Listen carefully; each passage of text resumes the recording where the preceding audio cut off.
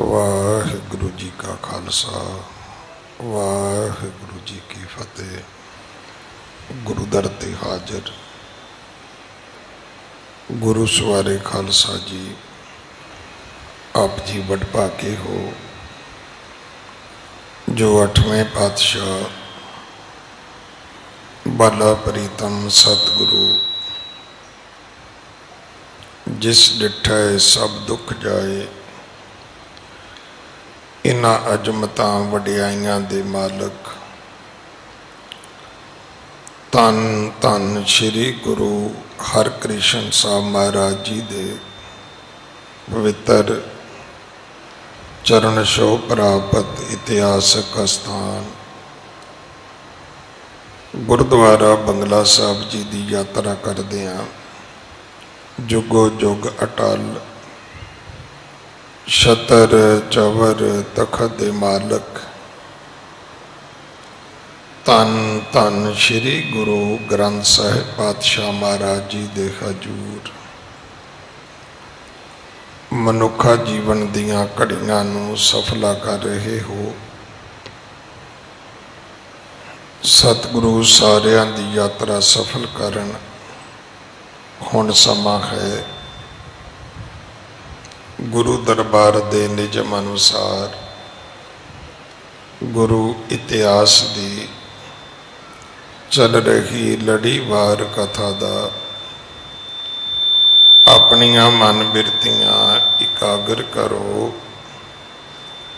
ਰਸਨਾ ਪਵਿੱਤਰ ਕਰ ਦੇ ਇੱਕ ਵਾਰ ਸਾਰੇ ਉਚਾਰਨ ਕਰੋ ਜੀ। ਸਤਨਾਮ ਵਾਹਿਗੁਰੂ ਜੀ। ਇਹ ਇਤਿਹਾਸ ਪਹਿਲੇ ਪਾਤਸ਼ਾਹ ਜਹਰ ਪੀਰ ਜਗਤ ਗੁਰੂ ਕੱਲ ਤਾਰਨ ਆਏ ਸ਼੍ਰੀ ਗੁਰੂ ਨਾਨਕ ਦੇਵ ਮਹਾਰਾਜ ਜੀ ਦਾ ਹੈ। ਪ੍ਰਸੰਗ ਹੈ ਸਤਿਗੁਰੂ ਪ੍ਰੇਮ ਬਸੀ ਹੋ ਕੇ ਐਮਨਾਬਾਦ ਤੋਂ ਹੀ ਵਾਪਸ ਮੁੜੇ ਨੇ। ਤਲਵੰਡੀ ਆਏ, ਚੌਧਰੀ ਰਾਏ ਬੁਲਾਰ ਦੇ ਘਰ ਗਏ। ਚੌਧਰੀ ਰਾਏ ਬੁਲਾਰ ਨੇ ਸਤਿਗੁਰਾਂ ਨੂੰ ਬੇਨਤੀਆਂ ਕਰ ਕਰਕੇ ਮਨਾ ਲਿਆ ਕਿ ਮੈਂ ਤੁਹਾਡੇ ਚਰਨ ਸਪਰਸ਼ ਕਰਨਾ ਚਾਹੁੰਦਾ ਹਾਂ, ਮੈਂ ਤੁਹਾਡੇ ਚਰਨ ਪਖਾਰਨਾ ਚਾਹੁੰਦਾ, ਮੈਂ ਤੁਹਾਡੇ ਚਰਨ ਪਲੋਸਣਾ ਚਾਹੁੰਦਾ। ਸਤਿਗੁਰੂ ਜੀ ਮੰਨ ਗਏ। ਕੱਲ ਦੀ ਸਾਖੀ ਵਿੱਚ ਆਪਾਂ ਸੁਣਿਆ ਹੈ ਕਿ ਬਜ਼ੁਰਗ ਚੌਧਰੀ ਰਾਏ ਬੁਲਾਰ ਆਪਣੇ ਪਲੰਗ ਤੋਂ ਉੱਠਦਾ ਹੈ,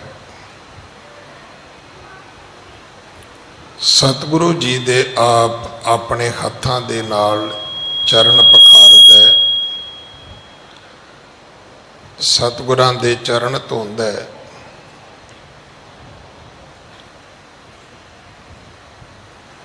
सतगुर के दर्शन देख देख जीवा, सतगुर के चरण धोए धोए पीवा। चौधरी राय बुलार ने केवल चरण धोते नहीं,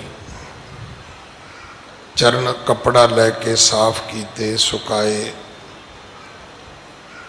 फिर उन्हां चरणां नूं पलोसिया,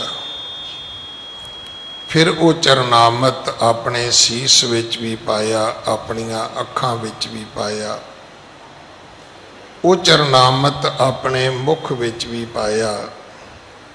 इत्थों तक आपां ने कल कथा सुनी सी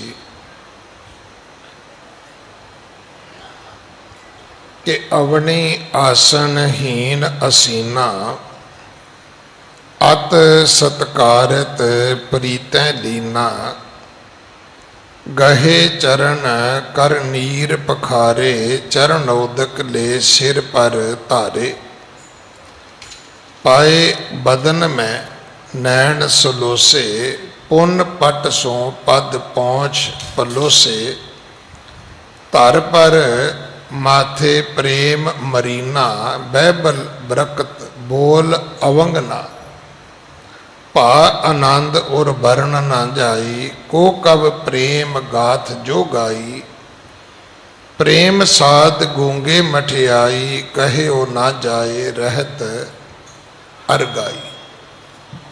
ये प्रेम की कथा है। कवि जी कहते कोई गा नहीं सकता, कोई बयान नहीं कर सकता कि जिस कदर चौधरी राय बुलार ने सतगुरां नाल प्रेम ये लाड लड़ाया। आप चरण धोते ने, आप चरण पखारे ने, आप चरनामत अपने शीस विच पाया। गुरु की बख्शिश नाल सरशार होया। हुण पुछदा है अपने घर दे नौकरां चाकरां दे कोलों कि रसोई तैयार हो गई है। अगली कथा आप जी बड़े प्यार दे नाल सरवण करो। हाँ जी। पान परस पद पंकजं पाके सुध मंगवाए। गुरु जी दे पवित्र जेड़े पद्म चरण ने धोले ने, चरण पखारे ने, फिर अपने अहलकारां तो पुछदा है कि रसोई तैयार हो गई है। चौधरी राय बुलार एक मुसलमान सी। अज उन्हें अपने घर रसोई तैयार करने वास्ते पंडित हरदयाल नूं बुलाया है। उसनूं कहा कि पंडित जी जल लैके इशनान करके बड़ी सुचमता नाल रसोई तैयार करनी है। अज एक सैकुलर इजम की नवी परिभाषा है, वो ये है कि ना रवे धर्म तुहाडा ते ना रवे धर्म मेरा। इनू असी सैकुलरिज्म कहने आ। तुसी भी धर्मी ना रवो, मैं भी ना रवां। धर्मी होण दा ये सिखर है। मैं तो बहुत बारी बेनती की थी कि पिंडां विच जदों बरात आउंदी सी, शादी है मुसलमानां दे घर,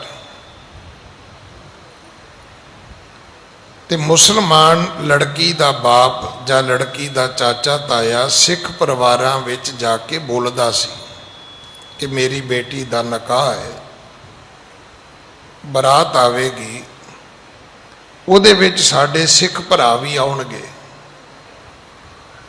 ते उन्हां दी रोटी दा, उन्हां दे रहन सहन दा प्रबंध तुसी करना है। बिल्कुल इस तो उल्ट सिखां दे विआह हुंदे सी ते सिख जेड़े सी ਉਹ अपने भाईचारे दे मुसलमानां दे घरां विच जाके ये गल कहंदे सी कि मेरे घर धी दा विआह है ते बरात आउणी, ਉਹਦੇ ਵਿੱਚ कई मुसलमान वीर भी आउणगे ते उन्हां दी रोटी दा प्रबंध तुसी करना है। साडी ते हालत ये है, वे दीना की दोस्ती वे दीना का खान। साडा सैकुलरिज्म की है, एक दफ्तर दे विच बाऊ इकट्ठे हुंदे ने, सारे अपना अपना टिफिन खोल के बह जाते हैं। हुण की है, एक बुरकी एक डब्बे च लाई, दूजी दूजे च लाई, तीजी तीजे च लाई, चौथी चौथे च लाई। अते रब ने किरपा की, करोना घलिया, ने कहा चलो आप अपनियां बुरकियां संभालो चल के। कि एक दूजे का झूठा खाना ही सैकुलरिज्म है? जे सैकुलरिज्म आ गया है तो फिर एक काम करो, तुसी 10 बंदे काम करते हो, एक दिन रोटी एक दे घरों आनी चाहिए है, सारे खाओ। दूजे दिन रोटी दूजे दे घरों आवे, खाओ सारे, पता लगे भी ये सैकुलरिज्म है।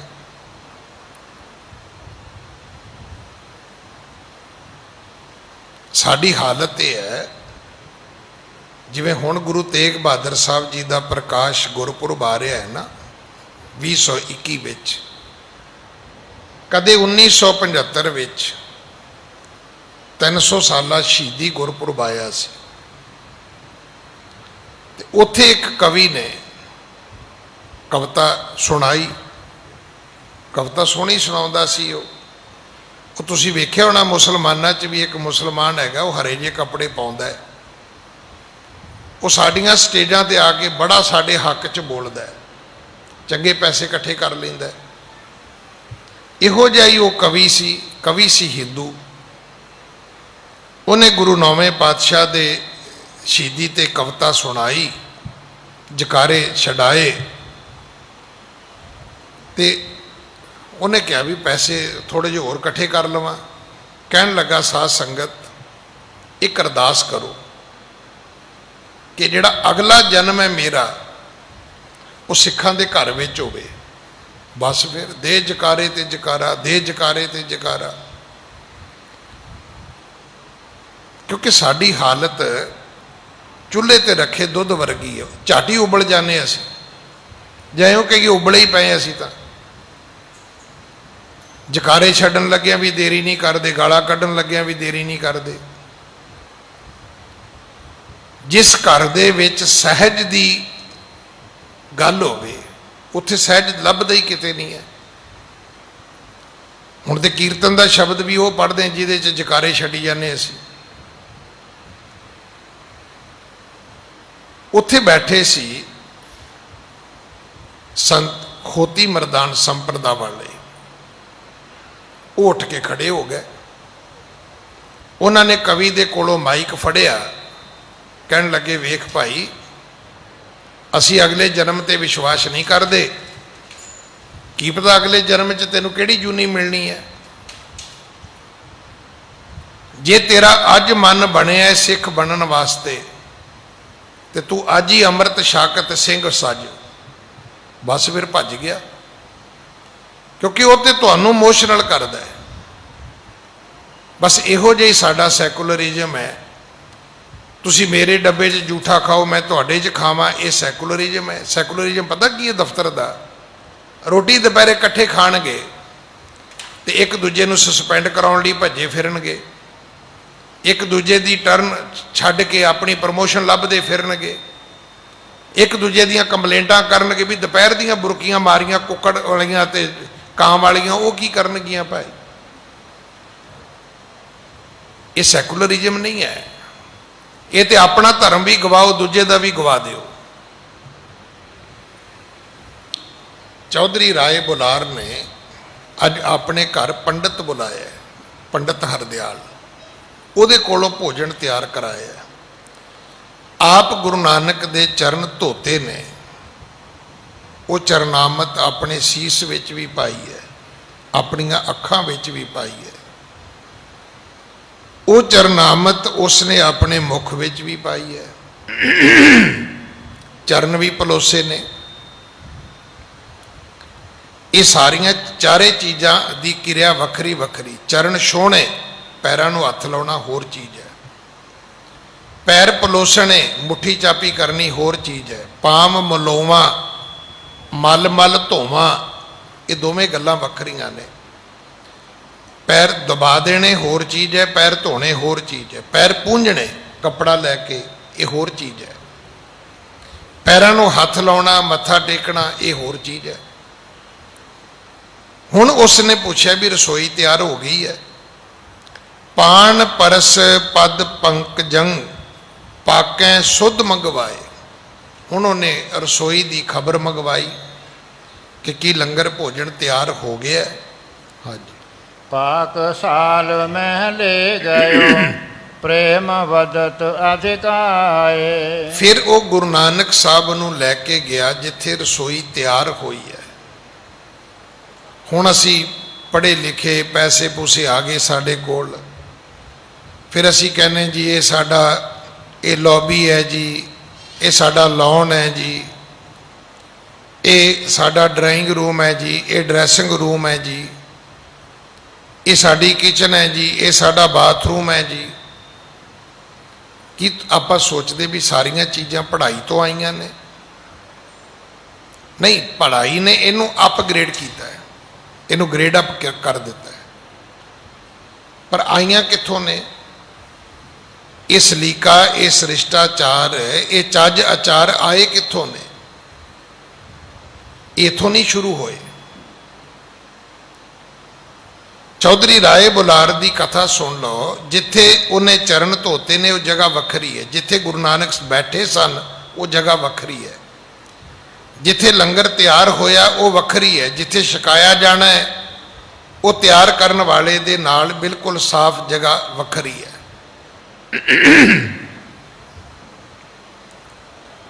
ਹੁਣ ਚੌਧਰੀ ਰਾਏ ਬੁਲਾਰ ਪਾਕ ਸਾਲ ਮੈਂ ਲੈ ਗਇਓ ਪ੍ਰੇਮ ਵਧਤ ਅਧਕਾਏ, ਬਹੁਤ ਪ੍ਰੇਮ ਦੇ ਵਿੱਚ ਭਿੱਜਿਆ ਹੋਇਆ ਚੌਧਰੀ ਰਾਏ ਬੁਲਾਰ ਅੱਜ ਬਹੁਤ ਖੁਸ਼ ਹੈ। ਅੱਜ ਉਹਦੀ ਖੁਸ਼ੀ ਨੂੰ, ਉਹਦੇ ਅੰਦਰ ਦੇ ਆਨੰਦ ਨੂੰ ਬਿਆਨ ਨਹੀਂ ਕੀਤਾ ਜਾ ਸਕਦਾ। ਹਾਂਜੀ। ਨਿਜ ਹਦੂਰ ਬੈਸਾਇ ਕਿਰਪਾਲਾ, ਜਿਜ ਸੋ ਬਚਨ ਪਣੇ ਤਿਹ ਕਾਲਾ।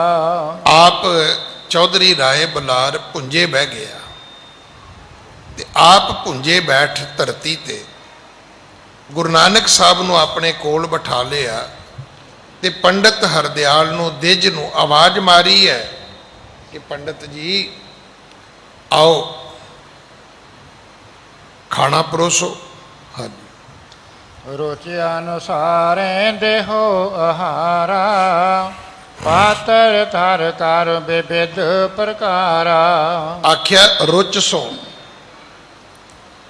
ਇਹ ਲੰਗਰ ਛਕਾਉਣਾ ਹੈ ਪਰ ਪਹਿਲਾਂ ਭਾਂਡੇ ਵਰਤਾਓ।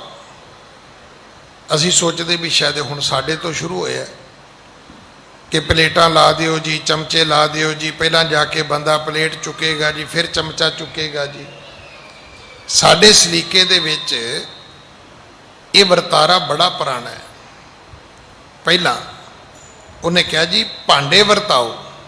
ਪਾਤਰ, ਪਾਤਰ ਹੁੰਦਾ ਜਿਹਦੇ ਵਿੱਚ ਕੋਈ ਚੀਜ਼ ਪਾਈ ਦੀ ਹੈ, ਜਿਵੇਂ ਕੂੜਾ ਪਾਤਰ, ਦਾਨ ਪਾਤਰ। ਜਿਵੇਂ ਕਈ ਵਾਰੀ ਅਸੀਂ ਕਿਸੇ ਬੰਦੇ ਨੂੰ ਵੀ ਕਹਿੰਦੇ ਵੀ ਤੂੰ ਤੇ ਅਧਿਕਾਰੀ ਨਹੀਂ ਸੀ, ਤੂੰ ਤਾਂ ਪਾਤਰ ਹੀ ਨਹੀਂ ਸੀ ਇਸ ਚੀਜ਼ ਦਾ, ਪਤਾ ਨਹੀਂ ਰੱਬ ਨੇ ਤੈਨੂੰ ਇਹ ਚੀਜ਼ ਕਿੱਦਾਂ ਦੇ ਦਿੱਤੀ ਹੈ। ਪਹਿਲਾਂ ਪਾਤਰ ਪਰੋਸੇ ਨੇ, ਭਾਂਡੇ ਪਰੋਸੇ ਨੇ। ਜਿਹੜਾ ਸਾਡਾ ਸਿਸਟਮ ਹੈ ਨਾ ਵੀ ਥਾਲੀ 'ਚ ਸਾਰਾ ਕੁਝ ਪਾ ਕੇ ਲੈ ਆਓ, ਇਹ ਸਿਸਟਮ ਅੱਜ ਵੀ ਉਹਨਾਂ ਪ੍ਰਵਾਨ ਨਹੀਂ, ਕਦੇ ਪਹਿਲਾਂ ਵੀ ਨਹੀਂ ਸੀਗਾ। ਇਹ ਹੁੰਦਾ ਰੁਚ ਅਨੁਸਾਰ। ਤੁਸੀਂ ਚੌਲ ਲੈ ਕੇ ਆਓ, ਜਿੰਨੀ ਲੋੜ ਹੈ ਅਗਲੇ ਨੂੰ ਲੈ ਲਵੇ। ਤੁਸੀਂ ਪ੍ਰਸ਼ਾਦਾ ਲੈ ਕੇ ਆਓ, ਜਿੰਨੀ ਲੋੜ ਹੈ ਅਗਲੇ ਨੂੰ ਲੈ ਲਵੇ। ਤੁਸੀਂ ਦਾਲ ਲੈ ਕੇ ਆਓ, ਜਿਤਨੀ ਜ਼ਰੂਰਤ ਹੈ ਉਨੀ ਅਗਲਾ ਪਾ ਲਵੇ। ਹਾਂਜੀ। ਪੂਰਬ ਮਦਰ ਪਰੋਸ ਆਹਾਰੋ, ਪਿਛੇ ਤੇ ਤੁਰ ਸੰਗ ਲਵ ਨਾਰੋ। ਹੁਣ ਇਹਦੇ ਵਿੱਚ ਸਲੂਣੇ ਪਦਾਰਥ ਵੀ ਨੇ, ਤੁਰਸ਼ ਵੀ ਨੇ। ਤੁਰਸ਼ ਤੋਂ ਭਾਵ ਹੈ ਥੋੜੇ ਜਿਹੇ ਜਿਨ੍ਹਾਂ 'ਚ ਲੂਣ ਮਿਰਚ ਤਿੱਖਾ ਹੋਵੇ, ਉਹ ਵੀ ਨੇ। ਮਦਰ ਵੀ ਨੇ, ਮਿੱਠੇ ਵੀ ਨੇ। ਜਿਹਨੂੰ ਆਪਾਂ ਕਹਿ ਦਿੰਦੇ ਵੀ ਕੋਈ ਸਵੀਡਿਸ਼ ਵੀ ਬਣਾਈ ਹੈ ਭਾਈ ਨਾਲ ਤੁਸੀਂ, ਇਹ ਲੋਕ ਪਹਿਲਾਂ ਵੀ ਬਣਾਉਂਦੇ ਸੀ। ਹਾਂਜੀ। ਰੁਚ ਸੋ ਅਸਨ ਰਚेंगे ਜਬ ਹੀ, ਜਨਮ ਕਿਰਤਾਰਥ ਹੋਵੈ ਸਮ ਤਬ ਹੀ। ਜਦੋਂ ਗੁਰੂ ਨਾਨਕ ਜੀ ਰੁਚੀ ਦੇ ਨਾਲ, ਭਾਵਨਾ ਦੇ ਨਾਲ, ਖੁਸ਼ੀ ਦੇ ਨਾਲ ਇਹ ਲੰਗਰ ਭੋਜਨ ਛਕਣਗੇ ਤੇ ਰਾਏ ਬੁਲਾਰ ਕਹਿੰਦਾ ਵੀ ਮੈਂ ਕਿਰਤਾਰਥ ਹੋਵਾਂਗਾ, ਮੇਰਾ ਭਲਾ ਹੋਵੇਗਾ। ਹਾਂਜੀ। ਸੁਨੇ ਰਾਏ ਕੇ ਬੈਨ ਉਦਾਰਾ, ਸੁਖ ਸਾਗਰ ਮੁਖ ਬਚਨ ਉਚਾਰਾ। ਚੌਧਰੀ ਰਾਏ ਬੁਲਾਰ ਦੀ ਗੱਲ ਸੁਣ ਕੇ ਗੁਰੂ ਨਾਨਕ ਸਾਹਿਬ ਮਹਾਰਾਜ ਨੇ ਚੌਧਰੀ ਸਾਹਿਬ ਦੇ ਇਸ ਭਰਮ ਨੂੰ ਵੀ ਨਿਵਾਰਿਆ। ਦੇਖੋ ਅਸੀਂ ਦੁਨੀਆਦਾਰੀ ਦੀ ਸਤ੍ਹਾ ਤੇ ਬੈਠੇ ਹਾਂ, ਸਾਡੇ ਲਈ ਇਹ ਗੱਲਾਂ ਬੜੀਆਂ ਮਹਾਨ ਨੇ। ਕਿਸੇ ਦਾ ਘਰ ਵਿੱਚ ਆਉਣਾ, ਉਸ ਨੂੰ ਵੈਲਕਮ ਕਰਨਾ, ਫਿਰ ਉਹਨੂੰ ਘਰ ਵਿੱਚ ਬਿਠਾਉਣਾ, ਫਿਰ ਉਹਦੀ ਆਓ ਭਗਤ ਕਰਨੀ, ਸੇਵਾ ਕਰਨੀ, ਮਹਿਮਾਨ ਨਵਾਜੀ ਕਰਨੀ। ਸਾਡੇ ਵਿੱਚ ਸਾਰੀਆਂ ਗੱਲਾਂ ਕਾਊਂਟ ਹੁੰਦੀਆਂ ਨੇ, ਗਿਣੀਆਂ ਜਾਂਦੀਆਂ ਨੇ ਭਾਈ। ਕਿ ਉਹਨੇ ਕਿਵੇਂ ਕਿਵੇਂ ਕੀਤਾ, ਕੀ ਖਵਾਇਆ ਉਹਨੇ, ਕੀ ਬਣਾਇਆ ਉਹਨੇ, ਕਿਵੇਂ ਕਿਵੇਂ ਖਵਾਇਆ ਉਹਨੇ। ਸਾਡੇ ਵਿੱਚ ਕਰੋਕਰੀ ਦੀ ਬੜੀ ਗੱਲ ਹੈ, ਭਾਂਡੇ ਕਿੱਦਾਂ ਦੇ ਸੀ, ਜਿੰਨੇ ਮਹਿੰਗੇ ਭਾਂਡਿਆਂ ਵਿੱਚ ਉਹਨੇ ਖਵਾਇਆ ਹੋਵੇ ਅਸੀਂ ਉਸ ਨੂੰ ਵੀ ਕਾਊਂਟ ਕਰਦੇ, ਉਹਨੂੰ ਵੀ ਗਿਣਦੇ ਹਾਂ। ਤੇ ਕਈ ਵਾਰੀ ਸਾਨੂੰ ਕਹਿਣਾ ਵੀ ਪੈਂਦਾ ਕਿ ਉੱਚੀ ਦੁਕਾਨ ਫੀਕਾ ਪਕਵਾਨ। ਕਈ ਵਾਰੀ ਅਸੀਂ ਇੱਦਾਂ ਵੀ ਕਹਿੰਦੇ ਹਾਂ ਵੀ ਭਾਈ ਲਾਮ ਲਸ਼ਕਰ ਦਾ ਤਾਂ ਸਾਜ ਬਾਗ ਤੇ ਬੜਾ ਸੀ, ਪਰ ਚੀਜ਼ਾਂ ਤੇ ਕੋਈ ਚੱਜ ਦੀਆਂ ਹੈ ਨਹੀਂ ਸੀ, ਔਰ ਸਾਨੂੰ ਢਾਬਿਆਂ ਤੇ ਖਾਣ ਦੀ ਆਦਤ ਪਈ ਹੈ। ਹੁਣ ਮੇਰੇ ਵਰਗੇ ਨੂੰ 5 ਸਟਾਰ ਲੈ ਜਾਓ, ਮੈਂ ਤਾਂ ਨਹੀਂ ਖੁਸ਼ ਹੁੰਦਾ। ਉਹ ਸਨੈਕਸ ਖਾ ਲਓ, ਰੋਟੀ ਵਾਰੀ ਆਵੇ ਤੇ ਮੈਨੂੰ ਤਾਂ ਹੁੰਦਾ ਵੀ ਛੱਡੋ, ਪਰ ਇਹਨਾਂ ਦੀ ਅੱਧੀਆਂ ਉਬਲੀਆਂ ਚੀਜ਼ਾਂ ਕੌਣ ਖਾਏਗਾ। ਹਾਲਾਂਕਿ ਉਹ ਠੀਕ ਨੇ, ਅਸੀਂ ਗਲਤ ਆ। ਬਹੁਤੇ ਤੜਕੇ ਮਸਾਲੇ ਖਾਣੇ ਚੰਗੇ ਨਹੀਂ, ਪਰ ਸਾਡਾ ਸਵਾਦ ਇੱਦਾਂ ਦਾ, ਜੀਭ ਦਾ ਰਸ ਇੱਦਾਂ ਦਾ ਬਣਿਆ। ਤੋ ਇਸ ਕਥਾ ਦੇ ਵਿੱਚ ਆਉਂਦਾ ਹੈ ਕਿ ਰਾਏ ਬੁਲਾਰ ਕਹਿਣ ਲੱਗਾ ਵੀ ਮਿੱਠੇ ਲਿਆਓ, ਸਲੂਣੇ ਲਿਆਓ, ਤੁਰਸ਼ ਲਿਆਓ। ਤੇ ਗੁਰੂ ਨਾਨਕ ਸਾਹਿਬ ਨੇ ਉੱਥੇ ਫਿਰ ਗਿਆਨ ਦਿੱਤਾ ਵੀ ਨਹੀਂ ਚੌਧਰੀ ਸਾਹਿਬ, ਸੁਣੇ ਰਾਏ ਕੇ ਬੈਣ ਉਦਾਰਾ, ਸੁਖ ਸਾਗਰ ਮੁਖ ਬਚਨ ਉਚਾਰਾ। ਹਾਂਜੀ, ਭੋਜਨ ਕੀ ਬਿਦ ਦੀਨ ਬਤਾਈ, ਜਿਹ ਤੇ ਸ਼ੁਭ ਪਦਵੀ ਨਰ ਪਾਈ। ਸਤਿਗੁਰੂ ਕਹਿਣ ਲੱਗੇ ਭੋਜਨ ਉਹ ਨਹੀਂ, ਭੋਜਨ ਇਹ ਹੋਣਾ ਚਾਹੀਦਾ, ਇਸ ਭੋਜਨ ਤੋਂ ਸ਼ੁਭ ਗਤੀ ਮਿਲਦੀ ਹੈ, ਅਵਸਥਾ ਮਿਲਦੀ ਹੈ, ਮੁਕਤੀ ਮਿਲਦੀ ਹੈ, ਜਨਮ ਮਰਨ ਦੇ ਚੱਕਰ ਮੁੱਕਦੇ ਨੇ। ਹਾਂਜੀ, ਮਿੱਠਾ ਮਰਮ ਸਲੂਣਾ ਸੰਜਮ, ਖੱਟਾ ਖਰਾ ਧਿਆਨ। ਸਤਿਗੁਰੂ ਕਹਿੰਦੇ ਮਿੱਠਾ ਹੋਵੇ ਜਾਂ ਸਲੂਣਾ ਹੋਵੇ ਨਹੀਂ, ਸੰਜਮ ਹੋਣਾ ਚਾਹੀਦਾ ਹੈ। ਜਿਹੜਾ ਸੰਜਮ ਹੈ ਇਹ ਮਿੱਠੇ ਪਦਾਰਥਾਂ, ਸਲੂਣੇ ਪਦਾਰਥਾਂ, ਤੁਰਸ਼ ਪਦਾਰਥਾਂ ਤੋਂ ਕਿਤੇ ਵੱਡਾ ਹੈ, ਕਿਤੇ ਉੱਚਾ ਹੈ।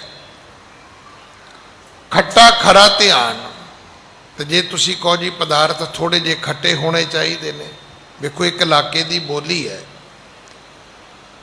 ਕਿਤੇ ਦਹੀਂ ਨੂੰ ਦਹੀਂ ਕਹਿੰਦੇ ਨੇ, ਕਿਤੇ ਦਹੀਂ ਨੂੰ ਰਾਇਤਾ ਕਹਿੰਦੇ ਨੇ, ਕਿਤੇ ਦਹੀਂ ਨੂੰ ਖੱਟਾ ਵੀ ਕਹਿੰਦੇ ਨੇ। ਦਹੀਂ ਦਾ ਨਾਂ ਖੱਟਾ ਵੀ ਹੈ, ਦਹੀਂ ਦਾ ਨਾਂ ਰਾਇਤਾ ਵੀ ਹੈ। ਹੁਣ ਸਾਡੇ ਰਾਇਤਾ ਉਦੋਂ ਕਹਿੰਦੇ ਨੇ ਜਦੋਂ ਕੱਦੂ ਬਿੱਲੀ ਕਸ਼ ਕਰਕੇ ਪਹਿਲਾਂ ਉਬਾਲਿਆ ਜਾਵੇ, ਫਿਰ ਉਹ ਪੌਣੇ 'ਚ ਪਾ ਕੇ ਉਹਨੂੰ ਟੰਗਿਆ ਜਾਵੇ, ਉਹਦਾ ਪਾਣੀ ਕੱਢਿਆ ਜਾਵੇ, ਫਿਰ ਉਹ ਦਹੀਂ 'ਚ ਮਿਲਾਇਆ ਜਾਵੇ, ਫਿਰ ਉਹਦੇ ਵਿੱਚ ਲੂਣ ਮਿਰਚ ਜੀਰਾ ਪਾਇਆ ਜਾਵੇ, ਅਸੀਂ ਉਹਨੂੰ ਰਾਇਤਾ ਕਹਿੰਦੇ ਹਾਂ। ਹੁਣ ਸ਼ਹਿਰੀ ਲੋਕ ਜਿਹੜੇ ਨੇ ਉਹ ਸੇਵੀਆਂ ਜੀਆਂ ਪਾ ਦਿਓ ਫਿੱਕੀਆਂ ਜੀਆਂ, ਤਾਂ ਉਹਨੂੰ ਵੀ ਰਾਇਤਾ ਕਹੀ ਜਾਂਦੇ ਨੇ। ਹੁਣ ਇਹ ਇਲਾਕੇ ਦੀ ਬੋਲੀ ਹੈ।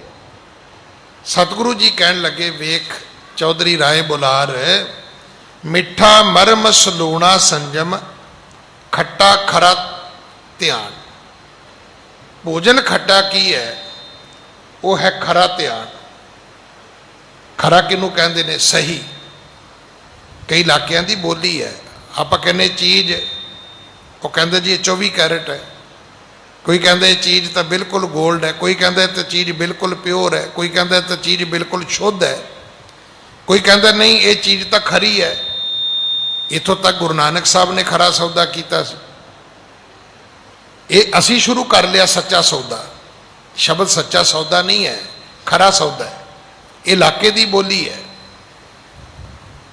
ਜਿਹੜਾ ਸੌਦਾ ਕਰਨ ਗੁਰੂ ਨਾਨਕ ਸਾਹਿਬ ਗਏ ਸੀ, ਸ਼ੇਖੂਪੁਰੇ ਦੇ ਇਲਾਕੇ ਦੀ ਬੋਲੀ ਦੇ ਵਿੱਚ ਇਹਨੂੰ ਸੱਚੇ ਨੂੰ ਖਰਾ ਆਖਿਆ। ਅਰਥ ਇੱਕੋ ਹੀ ਨੇ, ਅਰਥਾਂ ਵਿੱਚ ਕੋਈ ਫਰਕ ਨਹੀਂ ਹੈ।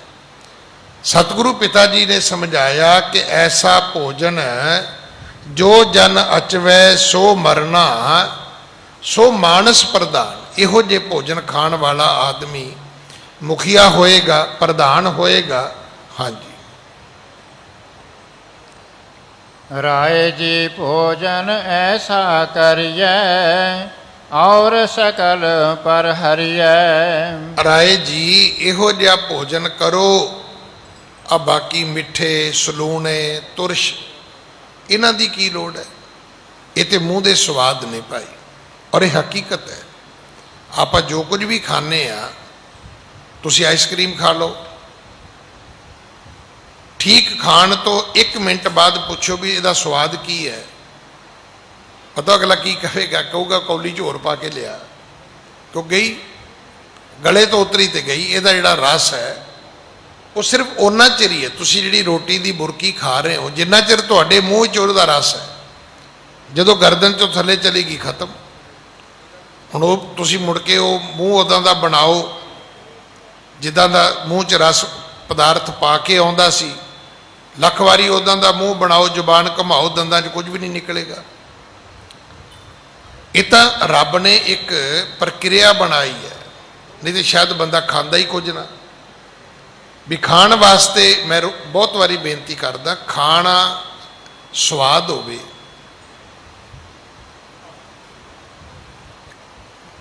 ਅਸਲ ਵਿੱਚ ਖਾਣ ਦਾ ਮਨੋਰਥ ਇਹ ਨਹੀਂ ਹੈ। ਹਾਂ, ਖਾਣੇ ਦੀ ਇੱਕ ਲੋੜ ਜ਼ਰੂਰ ਹੈ, ਸਵਾਦ ਹੋਵੇ ਤੇ ਥੋੜਾ ਜਿਹਾ ਖੁਸ਼ੀ ਨਾਲ ਖਾ ਲੋਗੇ, ਢਿੱਡ ਭਰ ਕੇ ਖਾ ਲੋਗੇ। ਨਹੀਂ ਸਵਾਦ ਹੋਏਗਾ ਤਾਂ ਅੱਧਾ ਖਾਓਗੇ, ਅੱਧਾ ਛੱਡ ਦਿਓਗੇ। ਪਰ ਖਾਧਾ ਕਾਹਦੇ ਲਈ ਜਾਂਦਾ ਹੈ? ਪੇਟ ਭਰਨ ਲਈ। ਖਾਣੇ ਦਾ ਸੰਬੰਧ ਪੇਟ ਭਰਨ ਨਾਲ ਹੈ। ਹਾਂ, ਸਵਾਦ ਹੋਵੇ ਇਹ ਉਹਦੀ ਜ਼ਰੂਰਤ ਹੈ, ਲੋੜ ਹੈ। ਸਵਾਦ ਹੋਏਗਾ ਤੇ ਥੋੜਾ ਜਿਹਾ ਚਸਕੇ ਨਾਲ ਖਾ ਲਾਂਗੇ ਆਪਾਂ, ਨਹੀਂ ਸਵਾਦ ਹੋਏਗਾ ਤੇ ਥੋੜਾ ਜਿਹਾ ਮੂੰਹ ਚੜਾ ਕੇ ਖਾ ਲਾਂਗੇ ਆਪਾਂ, 2 ਘੁੱਟਾਂ ਪਾਣੀ ਦੀਆਂ ਵੱਧ ਪੀ ਕੇ ਖਾ ਲਾਂਗੇ, ਉਹ ਮਰ ਗਏ ਹੋਏ, ਮਿਰਚ ਬੜੀ ਹੋਏ, ਪਰ ਢਿੱਡ ਤਾਂ ਭਰਨਾ ਹੈ ਭਾਈ। ਭੋਜਨ ਦਾ ਸੰਬੰਧ ਪੇਟ ਨਾਲ ਹੈ। ਸਵਾਦ ਹੋਵੇ ਇਹ ਉਹਦੀ ਇੱਕ ਜ਼ਰੂਰਤ ਹੈ, ਤਾਂ ਕਿ ਆਦਮੀ ਰਸ ਨਾਲ ਖਾਵੇ, ਇੱਛਾ ਨਾਲ ਖਾਵੇ, ਰੁਚੀ ਨਾਲ ਖਾਵੇ। ਹਾਂਜੀ। ਸੇਵਾ ਮਗਨ ਲਗਾ ਸਚ ਸੇਤੀ, ਜਿਸ ਖਾਧੈ ਤ੍ਰਿਪਤਾਵੈ। ਸਤਿਗੁਰੂ ਪਿਤਾ ਜੀ ਨੇ ਸਮਝਾਇਆ ਕਿ ਸੇਵਾ ਮਗਨ ਲੱਗਾ ਸੱਚ ਸੇਤੀ, ਜਿਸ ਖਾਧੈ ਤ੍ਰਿਪਤਾਵੈ। ਸਤਿਗੁਰ ਬਿਰਖ ਫਲਿਆ ਸਣ ਡਾਲੀ, ਸੋ ਫਲ ਚੁਗ ਚੁਗ ਖਾਵੈ। ਗੁਰੂ ਦੀ ਸੇਵਾ ਜੇ ਤੁਸੀਂ ਕਰੋਗੇ ਤੇ ਗੁਰੂ ਨੂੰ ਜਿਹੜੇ ਫਲ ਲੱਗਦੇ ਨੇ ਭਾਈ, ਜਦੋਂ ਤੁਸੀਂ ਚੁਣ ਚੁਣ ਕੇ ਸੇਵਾ ਦੇ ਵਿੱਚ ਜੀਵਨ ਨੂੰ ਗੁਜ਼ਾਰੋਗੇ, ਲੋਕ ਵੀ ਸੁਖੀ ਹੋਵੇਗਾ, ਪਰ ਲੋਕ ਵੀ ਸੁਹੇਲਾ ਹੋਏਗਾ। ਕੇਵਲ ਖਾਣਾ ਖਾਣ ਨਾਲ ਤੇ ਕੁਝ ਨਹੀਂ ਹੋਏਗਾ। ਖਾਣਾ ਤੇ ਵੇਖੋ, ਜਿਹੜੇ ਅਮੀਰ ਲੋਕ ਨੇ ਉਹਨਾਂ ਦਾ ਤਿੰਨੋਂ ਥਾਵਾਂ ਤੇ ਵੱਖਰਾ ਹੁੰਦਾ ਹੈ, ਤਿੰਨੋਂ ਤਰ੍ਹਾਂ ਦੇ ਉਹਨਾਂ ਦੇ ਖਾਣੇ ਭੋਜਨ ਪਦਾਰਥ ਵੀ ਵੱਖਰੇ ਹੁੰਦੇ ਨੇ। ਉਹ ਇੱਕੋ ਜਿਹਾ ਨਹੀਂ ਤਿੰਨੋਂ ਵਕਤ ਖਾਂਦੇ। ਉਹ ਇੱਕੋ ਥਾਂ ਤੇ ਬਹਿ ਕੇ 3 ਵਕਤ ਨਹੀਂ ਖਾਂਦੇ। ਉਹ ਕਹਿੰਦੇ ਜੀ ਸਵੇਰੇ ਨਾਸ਼ਤਾ ਹੋਰ ਕਿਤੇ ਕਰਾਂਗੇ, ਦੁਪਹਿਰੇ ਲੰਚ ਕਿਤੇ ਹੋਰ ਕਰਾਂਗੇ, ਰਾਤ ਨੂੰ ਡਿਨਰ ਕਿਤੇ ਹੋਰ ਕਰਾਂਗੇ, ਸਵੇਰੇ ਕੁਝ ਹੋਰ ਖਾਵਾਂਗੇ, ਸ਼ਾਮ ਨੂੰ ਕੁਝ ਹੋਰ ਖਾਵਾਂਗੇ, ਕੋਈ ਸਾਊਥ ਇੰਡੀਅਨ ਖਾਵਾਂਗੇ, ਕੋਈ ਚਾਈਨੀਜ਼ ਖਾਵਾਂਗੇ, ਕੋਈ ਪੰਜਾਬੀ ਫੂਡ ਖਾਵਾਂਗੇ। ਪਰ ਕੀ ਇਹਦੇ ਨਾਲ ਆਦਮੀ ਸੁਖੀ ਹੋ ਜਾਂਦਾ ਹੈ? ਨਾ। ਸੁਖੀ ਹੋਣਾ ਹੈ ਸਤਿਗੁਰੂ ਦੀ ਸੇਵਾ ਤੋਂ। ਹਾਂਜੀ। ਸੁਣ ਸ਼੍ਰੋਣਨ ਮੈਂ ਰਾਏ ਕਹਿ, ਕਰਨ ਕਰਾਵਣ ਆਪ। ਚੌਧਰੀ ਰਾਏ ਬੁਲਾਰ ਕਹਿਣ ਲੱਗੇ, ਮਹਾਰਾਜ ਮੈਨੂੰ ਕੀ ਕਹਿੰਦੇ ਹੋ? ਮੈਂ ਤੇ ਤੁਹਾਡਾ ਮੁਰੀਦ ਹਾਂ, ਸੇਵਕ ਹਾਂ। ਕਰਨ ਕਰਾਉਣ ਵਾਲੇ ਤੇ ਤੁਸੀਂ ਆਪ ਹੋ। ਹਾਂਜੀ। ਜਿਸ ਪਰ ਤੁਮ ਕਰੁਣਾ ਕਰੋ, ਦੇਹੋ ਨਾਮ ਕੋ ਜਾਪ। ਜਿਸ ਪਰ ਤੁਮ ਕਰਨਾ ਕਰੋ, ਦੇਹੋ ਨਾਮ ਕੋ ਜਾਪ। ਦਾਤਾ, ਅਸੀਂ ਲੋਕ ਤੇ ਇੱਥੇ ਹੀ ਰੁਕੇ ਹੋਏ ਆ, ਜਾਂ ਖਾ ਲਿਆ ਜਾਂ ਕਿਸੇ ਨੂੰ ਖਵਾ ਲਿਆ। ਮੈਂ ਤਾਂ ਰੋਜ਼ ਬੇਨਤੀ ਕਰਦਾ, ਬਹੁਤਿਆਂ ਦੀ ਜ਼ਿੰਦਗੀ ਜਿਹੜੀ ਹੈ ਉਹ ਸਿਰਫ ਖਾਣ ਵਾਸਤੇ ਹੀ ਹੈ। ਥੋੜੇ ਲੋਕ ਨੇ ਜਿਹੜੇ ਜਿਉਂਦੇ ਰਹਿਣ ਵਾਸਤੇ ਖਾਂਦੇ ਨੇ। ਸਾਡੇ 'ਚ ਬਹੁਤੇ ਤੋ ਨੇ ਜਿਹੜੇ ਖਾਣ ਪੀਣ ਵਾਸਤੇ ਹੀ ਜਿਉਂਦੇ ਨੇ। ਬਸ ਇੱਕੋ ਹੀ ਮਿਸ਼ਨ ਹੈ ਵੀ ਜੋ ਆਇਆ ਖਾ ਲਓ, ਜਿੱਥੋਂ ਮਿਲਿਆ ਖਾ ਲਓ, ਜਿੱਥੇ ਲੱਭੇ ਉੱਥੇ ਖਾ ਲਓ। ਥੋੜੇ ਲੋਕ ਨੇ ਜਿਹੜੇ ਸਿਰਫ ਜਿਉਂਦੇ ਰਹਿਣ ਵਾਸਤੇ ਖਾਂਦੇ ਨੇ। ਬਹੁਤੇ ਲੋਕ ਖਾਣ ਵਾਸਤੇ ਜਿਉਂਦੇ ਨੇ। ਉਹਨਾਂ ਦਾ ਹੋਰ ਕੋਈ ਏਮ ਹੀ ਹੈ ਨਹੀਂ, ਉਹਨਾਂ ਨੂੰ ਕੰਮ ਹੀ ਕੋਈ ਨਹੀਂ ਹੈਗਾ। ਸਵੇਰੇ ਖਾ ਲਿਆ, ਦੁਪਹਿਰ ਦਾ ਪ੍ਰੋਗਰਾਮ ਬਣਾ ਲਿਆ, ਦੁਪਹਿਰੇ ਖਾ ਲਿਆ, ਸ਼ਾਮ ਦਾ ਪ੍ਰੋਗਰਾਮ ਫਿਰ ਉਲੀਕ ਲਿਆ। ਹਾਂਜੀ। ਪੂਰਬ ਮਦਰ ਪਰੋਸੇ ਉਦਿਜ ਕਰ, ਲਵਨ ਸਹਿਤ ਪੁਨ ਤੁਰਸ ਸਾਧ ਬਰ। ਜਿਸ ਪਰ ਤੁਮ ਕਰਨਾ ਕਰੋ, ਦੇਹੋ ਨਾਮ ਕੋ ਜਾਪ। ਚੌਧਰੀ ਰਾਏ ਬੁਲਾਰ ਕਹਿਣ ਲੱਗੇ, ਨਾਨਕ ਜੀ ਇਹ ਤਾਂ ਤੁਸੀਂ ਕਿਰਪਾ ਕਰੋਗੇ ਤੇ ਨਾਮ ਦਾ ਜਾਪ ਮਿਲੇਗਾ। ਸਾਡੇ ਕੋਲ ਤੇ ਆ ਭੋਜਨ ਪਦਾਰਥ ਹੀ ਨੇ। ਪੂਰਬ ਮਦਰ ਪਰੋਸਿਓ ਦਿਜ ਕਰ, ਲਵਣ ਸਹਿਤ ਪੁਨ ਤੁਰਸ਼ ਸਾਧ ਬਰ। ਹੁਣ ਪੰਡਤ ਹਰਦਿਆਲ ਨੇ ਸਭ ਪ੍ਰਕਾਰ ਦੇ ਭੋਜਨ ਸਤਿਗੁਰੂ ਜੀ ਦੇ ਸਨਮੁਖ ਪਰੋਸੇ ਨੇ। ਇੱਕ ਇੱਕ ਚੀਜ਼ ਲਿਆ ਕੇ ਉਸਨੇ ਬਰਤਨਾਂ ਦੇ ਵਿੱਚ ਵਰਤਾਈ ਹੈ। ਹਾਂਜੀ, ਜਿਉਂ ਜਿਉਂ ਕੌਰ ਬਦਨ ਮੈਂ ਪਾਵੇਂ, ਤਿਉਂ ਤਿਉਂ ਰਾਏ ਆਨੰਦ ਨਾ ਮਾਵੇਂ। ਜਿਵੇਂ ਜਿਵੇਂ ਸਤਿਗੁਰੂ ਭੋਜਨ ਛਕਦੇ ਨੇ, ਖਾਂਦੇ ਨੇ, ਚੌਧਰੀ ਰਾਏ ਬੁਲਾਰ ਨੂੰ ਪ੍ਰਸੰਨਤਾ ਹੁੰਦੀ ਹੈ, ਖੁਸ਼ੀ ਹੁੰਦੀ ਹੈ, ਆਨੰਦਿਤ ਹੁੰਦਾ ਹੈ। ਇਹ ਪਿਆਰ ਦੀ ਇੱਕ ਨਿਸ਼ਾਨੀ ਹੈ। ਤੁਸੀਂ ਵੇਖ ਲਓ, ਮਾਂ ਨੂੰ ਬੱਚੇ ਨਾਲ ਪਿਆਰ ਹੁੰਦਾ ਹੈ। ਮਾਤਾ ਪ੍ਰੀਤ ਕਰੇ ਪੁੱਤ ਖਾਏ। ਜਿਹਦੇ ਨਾਲ ਵੀ ਤੁਹਾਨੂੰ ਪਿਆਰ ਹੋਏਗਾ ਤੁਸੀਂ ਉਹਨੂੰ ਖਵਾ ਕੇ ਖੁਸ਼ ਹੋਵੋਗੇ, ਤੇ ਜੇ ਪਿਆਰ ਨਾ ਹੋਵੇ ਫਿਰ ਉਹਦੇ ਕੋਲੋਂ ਖਾ ਕੇ ਖੁਸ਼ ਹੋਵੋਗੇ। ਬੜਾ ਸੌਖਾ ਜਿਹਾ ਹੈ, ਜ਼ਿੰਦਗੀ ਨੂੰ ਸਮਝਣ ਦੀ ਲੋੜ ਹੈ। ਤੁਹਾਨੂੰ ਬਹੁਤੇ ਘੰਟੇ ਨਹੀਂ ਲੱਗਣਗੇ ਅਗਰ ਤੁਸੀਂ ਥੋੜਾ ਜਿਹਾ ਚਿੰਤਨ ਜੀਵਨ ਵਿੱਚ ਲੈ ਆਓ ਨਾ, ਤੁਹਾਨੂੰ ਝੱਟ ਪਤਾ ਲੱਗ ਜਾਏਗਾ ਕੌਣ ਕਿੱਥੇ ਖਲੋਤਾ ਹੈ, ਤੁਸੀਂ ਕਿੱਥੇ ਖਲੋਤੇ ਹੋ, ਕੌਣ ਤੁਹਾਡੇ ਨਾਲ ਕਿਵੇਂ ਗੱਲ ਕਰਦਾ ਹੈ, ਕੌਣ ਤੁਹਾਡੇ ਨਾਲ ਕਿਵੇਂ ਵਰਤਦਾ ਹੈ। ਇਹਦੇ ਲਈ ਸਾਲਾਂ ਬੱਧੀ ਜ਼ਿੰਦਗੀ ਖਰਾਬ ਕਰਨ ਦੀ ਲੋੜ ਨਹੀਂ ਹੈ। ਹਾਂਜੀ, ਬਦਨ ਚੰਦ ਕੇ ਦਿਸ਼ ਵੈ ਕੋ ਕਾ, ਲੋਚਨ ਲਾਏ ਬਿਲੋਕ ਅਸ਼ੋਕਾ। ਚੌਧਰੀ ਰਾਏ ਬੁਲਾਰ ਨੇ ਆਪਣੇ ਮਨ ਨੂੰ ਬਣਾ ਲਿਆ ਕੋਕਾ। ਇੱਥੇ ਕਵੀ ਨੇ ਕੋਕਾ ਸ਼ਬਦ ਵਰਤਿਆ ਚਕੋਰ ਵਾਸਤੇ। ਰਾਏ ਬੁਲਾਰ ਦਾ ਮਨ ਬਣ ਗਿਆ ਚਕੋਰ ਵਰਗਾ, ਬਦਨ ਚੰਦ ਕੀ। ਤੇ ਗੁਰੂ ਸਾਹਿਬ ਦੇ ਬਦਨ ਨੂੰ ਕਹਿੰਦਾ ਵੀ ਇਹ ਹੈਗਾ ਚੰਦਰਮਾ। ਲੋਚਨ ਲਾਏ ਬਲੋਕ ਅਸ਼ੋਕਾ, ਸਿਰਫ ਵੇਖੀ ਜਾ ਰਿਹਾ, ਖੁਸ਼ ਹੋ ਰਿਹਾ ਹੈ ਜਿਵੇਂ ਜਿਵੇਂ ਸਤਿਗੁਰੂ ਪ੍ਰਸ਼ਾਦਾ ਛਕਦੇ ਨੇ। ਹਾਂਜੀ, ਉੱਠੇ ਅਚਵ ਕਰ ਵਿਵਿਧ ਆਹਾਰਾ, ਰਾਏ ਜੋਰ ਕਰ ਬਚਨ ਉਚਾਰਾ। ਸਤਿਗੁਰੂ ਜੀ ਪ੍ਰਸ਼ਾਦਾ ਛਕਿਆ ਫਿਰ ਉੱਠ ਪਏ। ਰਾਏ ਜੋਰ ਕਰ ਬਚਨ ਉਚਾਰਾ। ਚੌਧਰੀ ਰਾਏ ਬੁਲਾਰ ਨੇ ਫਿਰ ਬੇਨਤੀ ਕੀਤੀ, ਫਿਰ ਦੋ ਹੱਥ ਜੋੜੇ। ਸਫਲ ਮਨੋਰਥ ਕੀਨ ਹਮਾਰਾ, ਮਨ ਜਾਣਿਓ ਅਬ ਪਾਨਿਸਤਾਰਾ। ਚੌਧਰੀ ਸਾਹਿਬ ਕਹਿਣ ਲੱਗੇ, ਨਾਨਕ ਜੀ ਤੁਸਾਂ ਬੜੀ ਕਿਰਪਾ ਕੀਤੀ, ਮੇਰਾ ਮਨੋਰਥ ਪੂਰਾ ਕਰ ਦਿੱਤਾ, ਮੇਰਾ ਜੀਵਨ ਸਫਲ ਹੋ ਗਿਆ। ਮਨ ਜਾਣਿਓ ਅਬ ਭਾ ਨਿਸਤਾਰਾ। ਮੇਰਾ ਮਨ ਕਹਿੰਦਾ ਹੈ ਹੁਣ ਮੇਰੀ ਮੁਕਤੀ ਹੋ ਜਾਏਗੀ, ਹੁਣ ਮੇਰਾ ਆਵਾਗਮਨ ਜਿਹੜਾ ਹੈ ਉਹ ਮਿਟ ਜਾਏਗਾ, ਮੇਰਾ ਜੰਮਣਾ ਮਰਨਾ ਮੁੱਕ ਜਾਏਗਾ। ਹਾਂਜੀ, ਵੈਸੇ ਬਹੁਰ ਆਨ ਪਰਿਅੰਕਾ, ਸੋਹਤ ਬਦਨ ਅਨੰਕ ਮਿਅੰਕਾ। ਸਤਿਗੁਰੂ ਗੁਰੂ ਨਾਨਕ ਸਾਹਿਬ ਵਾਪਸ ਉਸੇ ਪਲੰਗ ਤੇ ਆ ਕੇ ਬਹਿ ਗਏ ਜਿੱਥੇ ਲੰਗਰ ਭੋਜਨ ਛਕਣ ਤੋਂ ਪਹਿਲਾਂ ਬੈਠੇ ਸੀ। ਸਤਿਗੁਰੂ ਪਿਤਾ ਮਹਾਰਾਜ ਜੀ ਦਾ ਸੁੰਦਰ ਮੁਖੜਾ ਚੰਦਰਮਾ ਵਰਗਾ ਹੈ। ਹਾਂਜੀ, ਪ੍ਰੇਮਾਂਤਰ ਚਿਤ ਰਾਏ ਬੁਲਾਰੋ, ਮਦਰ ਸ਼੍ਰੇਯੁਤ ਕੀਨ ਉਚਾਰੋ। ਸੋਹਤ ਬਦਨ ਅਨੰਕ ਮਿਅੰਕਾ। ਪਰ ਕਵੀ ਜੀ ਕਹਿੰਦੇ ਮੈਂ ਕਹਿ ਦਿੰਨਾ ਘੜੀ ਘੜੀ ਕਿ ਮੇਰੇ ਗੁਰੂ ਨਾਨਕ ਦਾ ਮੁਖ ਚੰਦਰਮਾ ਵਰਗਾ ਹੈ, ਪਰ ਚੰਦਰਮਾ ਵਿੱਚ ਤੇ ਭਾਈ ਦਾਗ ਹੈ। ਔਰ ਜੇ ਤੁਸੀਂ ਚੰਦਰਮਾ ਦੀ ਕਥਾ ਸੁਣ ਜਾਓਗੇ ਫਿਰ ਕਹਿਣਗੇ ਜੀ ਇਹ ਕਲੰਕ ਲੱਗਾ ਹੋਇਆ, ਪਰ ਮੇਰੇ ਗੁਰੂ ਨਾਨਕ ਦੇ ਮੁਖ ਤੇ ਤਾਂ ਕੋਈ ਕਲੰਕ ਨਹੀਂ ਹੈ, ਉੱਥੇ ਤਾਂ ਕੋਈ ਦਾਗ ਨਹੀਂ ਹੈ ਭਾਈ।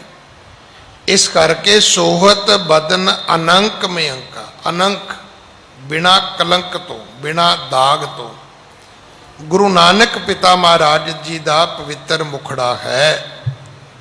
ਪ੍ਰੇਮਾ ਤਵਰ ਚਿਤ ਰਾਏ ਬੁਲਾਰੂ, ਮਦਰ ਸ਼ਰੀਏ ਜੁਤ ਕੀਨ ਉਚਾਰੂ। ਸਤਿਗੁਰੂ ਪਿਤਾ ਮਹਾਰਾਜ ਨੇ ਲੰਗਰ ਛਕ ਲਿਆ। ਚੌਧਰੀ ਰਾਏ ਬੁਲਾਰ ਪ੍ਰੇਮ ਦੇ ਵਿੱਚ ਭਿੱਜਿਆ ਹੋਇਆ ਤੇ ਕੀ ਕਹਿੰਦਾ ਹੈ, ਮਦਰ ਸ਼ਰੀਏ ਜੁਤ ਕੀਨ ਉਚਾਰੂ। ਅੱਜ ਪ੍ਰੇਮ ਦੇ ਵਿੱਚ ਭਿੱਜਿਆ ਹੋਇਆ ਜਿੱਥੇ ਗੁਰੂ ਨਾਨਕ ਸਾਹਿਬ ਦਾ ਧੰਨਵਾਦ ਕਰਦਾ ਹੈ, ਉੱਥੇ ਭਾਈ ਮਰਦਾਨੇ ਦਾ, ਭਾਈ ਬਾਲੇ ਦਾ ਵੀ ਧੰਨਵਾਦ ਕਰਦਾ ਹੈ। ਹਾਂਜੀ, ਕੀ ਨ ਭਲੋ ਬਾਲੇ ਮਰਦਾਨੇ, ਮੋਹ ਪਰ ਭਾਉ ਉਪਕਾਰ ਮਹਾਨੇ। ਕਹਿਣ ਲੱਗਾ ਵੀ ਤੁਸੀਂ ਦੋਵਾਂ ਨੇ ਮੇਰੇ ਤੇ ਬੜਾ ਹੀ ਪਰਉਪਕਾਰ ਕੀਤਾ ਕਿ ਜੇ ਸ਼੍ਰੀ ਨਾਨਕ ਜੀ ਨੂੰ ਤੁਸੀਂ ਨਾ ਲੈ ਕੇ ਆਉਂਦੇ ਤੇ ਪਤਾ ਨਹੀਂ ਇਹ ਕਦੋਂ ਆਉਂਦੇ, ਕਦੋਂ ਮੈਨੂੰ ਦਰਸ਼ਨ ਹੁੰਦੇ, ਕਦੋਂ ਮੈਂ ਇਹਨਾਂ ਦੇ ਚਰਨ ਪਖਾਰਦਾ, ਕਦੋਂ ਮੈਂ ਇਹਨਾਂ ਦੇ ਚਰਨਾਂ ਤੇ ਮੱਥਾ ਟੇਕਦਾ, ਕਦੋਂ ਚਰਨ ਸਪਰਸ਼ ਕਰਦਾ, ਕਦੋਂ ਮੇਰੇ ਘਰ ਰਸੋਈ ਤਿਆਰ ਹੁੰਦੀ, ਕਦੋਂ ਇਹ ਲੰਗਰ ਭੋਜਨ ਛਕਦੇ। ਹਾਂਜੀ। ਬਿਨ ਦਾਨੋ ਪਰ ਬੇਜਮ ਖੇਤੀ, ਜਲ ਬਿਨ ਸੁਸਕਤ ਤਪਤ ਸਮੇਤੀ। ਨਹੀਂ ਤਾਂ ਮੇਰੀ ਹਾਲਤ ਇਹ ਸੀ, ਬਿਨ ਦਾਣੋ ਪਰਬੇ ਜਿਮ ਖੇਤੀ, ਜਿਵੇਂ ਦਾਣੇ ਨਾ ਪੈਣ ਫਸਲ ਵਿੱਚ ਤੇ ਉਸ ਖੇਤੀ ਦਾ ਕੀ ਕਰਨਾ ਹੈ। ਉਹ ਖੇਤੀ ਜਿਹਦੇ ਵਿੱਚੋਂ ਅਨਾਜ ਨਾ ਪੈਦਾ ਹੋਵੇ। ਕਈ ਵਾਰੀ ਹੁੰਦਾ ਹੈ, ਬਾਗਾਂ ਦੀ ਹਾਲਤ ਇਹ ਹੋ ਜਾਂਦੀ ਹੈ, ਖੇਤੀ ਦੀ ਹਾਲਤ ਇਹ ਹੋ ਜਾਂਦੀ ਹੈ, ਆਪਾਂ ਕਹਿ ਦਿੰਦੇ ਆ ਵੀ ਕਣਕ ਦਾ ਕੀ ਹਾਲ ਹੈ, ਕਹਿੰਦਾ ਠੀਕ ਹੈ। ਪੱਕ ਗਈ ਹੈ, ਹਾਂ ਪੱਕ ਗਈ ਹੈ ਜੀ। ਵੱਢ ਲਈ ਹੈ, ਕਹਿੰਦਾ ਵੱਢ ਲਈ ਹੈ। ਵਾਹਵਾ ਹੋ ਗਈ ਹੈ, ਕਹਿੰਦਾ ਨਹੀਂ ਝਾੜ ਕੋਈ ਨਹੀਂ ਹੋਇਆ। ਪਤਾ ਨਹੀਂ ਕੋਈ ਜਾਤੇ ਹਵਾ ਦੀ ਦਿਸ਼ਾ ਉਸ ਵੇਲੇ ਹੋਰ ਸੀ ਜਦੋਂ ਸਿੱਟੇ ਵਿੱਚ ਦਾਣੇ ਪੈਦਾ ਹੋਣੇ ਸੀ। ਹਰ ਖੇਤੀ ਵਿੱਚ ਇਸੇ ਤਰ੍ਹਾਂ ਹੁੰਦਾ ਹੈ। ਬਾਗ ਅੰਬਾਂ ਦੇ, ਜਾਮਣਾਂ ਦੇ, ਅੰਗੂਰਾਂ ਦੇ, ਸੰਤਰਿਆਂ ਦੇ, ਕੇਲਿਆਂ ਦੇ, ਕਈ ਵਾਰੀ ਤੁਹਾਨੂੰ ਮਾਲਕ ਦੱਸੇਗਾ ਵੀ ਪਤਾ ਨਹੀਂ ਅਸਲ ਤਾਂ ਫਲ ਹੀ ਨਹੀਂ ਲੱਗਿਆ।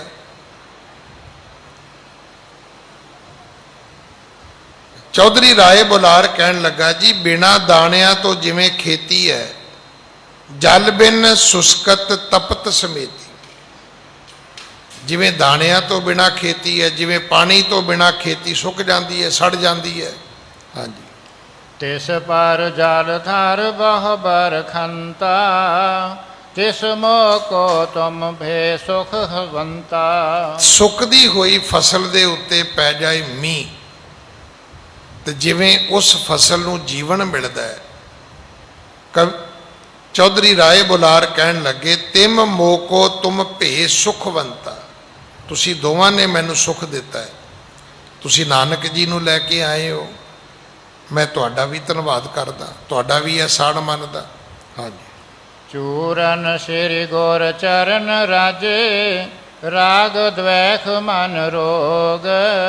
ਕਵੀ ਜੀ ਅਗਲੀ ਕਥਾ ਲਿਖਣ ਤੋਂ ਪਹਿਲਾਂ ਮੰਗਲਾਚਰਨ ਕਰਦੇ ਨੇ, ਗੁਰੂ ਨਾਨਕ ਦੇ ਪਿਤਾ ਦੇ ਚਰਨਾਂ ਦੀ ਵਡਿਆਈ ਕਰਦੇ ਨੇ। ਕਹਿੰਦੇ ਮੇਰੇ ਗੁਰੂ ਦੇ ਚਰਨ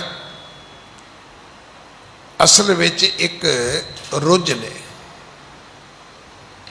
ਇੱਕ ਚੂਰਨ ਨੇ, ਇੱਕ ਦਵਾਈ ਨੇ। ਹੁਣ ਆਪਾਂ ਉਹਨੂੰ ਮੈਡੀਸਨ ਕਹਿੰਦੇ ਆ, ਇਹਨੂੰ ਡਰੱਗ ਵੀ ਕਹਿੰਦੇ ਨੇ। ਫਿਰ ਇਹਨੂੰ ਅਸੀਂ ਦਵਾਈ ਕਹਿ ਦਿੱਤਾ। ਹੁਣ ਇੱਕ ਵੇਲਾ ਸੀ ਕਿ ਇਹਨੂੰ ਸਿਰਫ ਚੂਰਨ ਕਹਿੰਦੇ ਸੀ। ਚਲੋ ਠੀਕ ਹੈ, ਉਹਦਾ ਮੈਥਡ ਵੱਖਰਾ ਸੀਗਾ। ਅਮੂਮਨ ਕਿਸੇ ਨੂੰ ਕੋਈ ਤਕਲੀਫ ਹੋਣੀ ਤੇ ਕਹਿਣਾ ਭਾਈ ਕੋਈ ਘਰ ਕੋਈ ਚੂਰਨ ਹੈਗਾ।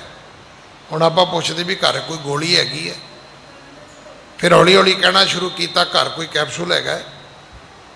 ਉਹ ਜਿਵੇਂ ਜਿਵੇਂ ਦਵਾਈਆਂ ਦੇ ਰੂਪ ਬਦਲਦੇ ਗਏ, ਸਾਡੇ ਨਾਮ ਬਦਲਦੇ ਗਏ, ਭਾਵਨਾ ਇੱਕੋ ਹੀ ਸੀ। ਕਵੀ ਜੀ ਕਹਿੰਦੇ ਨੇ, ਗੁਰੂ ਦੇ ਚਰਨ ਮੇਰੇ ਵਾਸਤੇ ਦਵਾਈ ਹੈ, ਮੇਰੇ ਵਾਸਤੇ ਚੂਰਨ ਹੈ, ਮੇਰੇ ਵਾਸਤੇ ਗੋਲੀ ਹੈ। ਬਿਮਾਰੀ ਕੀ ਹੈ? ਰਾਗ ਦਵੈਖ ਮਨ ਰੋਗ। ਮਨ ਨੂੰ ਦੋ ਰੋਗ ਲੱਗਦੇ ਨੇ। ਬਾਕੀ ਜਿੰਨੇ ਵੀ ਰੋਗ ਨੇ ਨਾ, ਭਾਵੇਂ ਉਹ ਕੈਂਸਰ ਹੋਵੇ, ਸ਼ੂਗਰ ਹੋਵੇ, ਬਲੱਡ ਪ੍ਰੈਸ਼ਰ ਹੋਵੇ, ਇਹ ਮਨ ਨੂੰ ਨਹੀਂ ਜੇ ਲੱਗਦੇ। ਮਨ ਦੇ ਰੋਗ ਸਿਰਫ ਦੋ ਹੀ ਨੇ, ਇੱਕ ਹੈ ਰਾਗ, ਇੱਕ ਹੈ ਦਵੈਖ। ਜਾਂ ਤੇ ਮਨ ਕਿਸੇ ਨਾਲ ਈਰਖਾ ਕਰੀ ਜਾਂਦਾ ਤੇ ਜਾਂ ਉਦੋਂ ਹੀ ਡੁੱਲ ਡੁੱਲ ਕੇ ਪਈ ਜਾਂਦਾ, ਉਦੋਂ ਹੀ ਲੱਟੂ ਹੋਈ ਜਾਂਦਾ ਮਨ, ਉਦੋਂ ਹੀ ਆਪਾਂ ਵਾਰੇ ਨਿਆਰੇ ਹੋਈ ਜਾਂਦੇ ਕਿਸੇ ਤੋਂ। ਤੇ ਜਾਂ ਫਿਰ ਕਹਿੰਦੇ ਵੀ ਇਹਨੂੰ ਪਰੇ ਲੈ ਜਾਓ ਮੇਰੀਆਂ ਅੱਖਾਂ ਤੋਂ, ਇਹਨੂੰ ਦੂਰ ਲੈ ਜਾਓ ਮੇਰੀਆਂ ਅੱਖਾਂ ਤੋਂ, ਮੈਂ ਇਹਨੂੰ ਵੇਖਣਾ ਨਹੀਂ ਚਾਹੁੰਦਾ। ਜਿਹੜੀਆਂ ਮਨ ਦੀਆਂ ਬਿਮਾਰੀਆਂ ਨੇ ਉਹ ਸਿਰਫ ਦੋ ਹੀ ਨੇ। ਜਾਂ ਤੇ ਅਸੀਂ ਕਿਸੇ ਨਾਲ ਪਿਆਰ ਕਰਦੇ ਹਾਂ ਜਾਂ ਕਿਸੇ ਨਾਲ ਨਫ਼ਰਤ ਕਰਦੇ ਹਾਂ।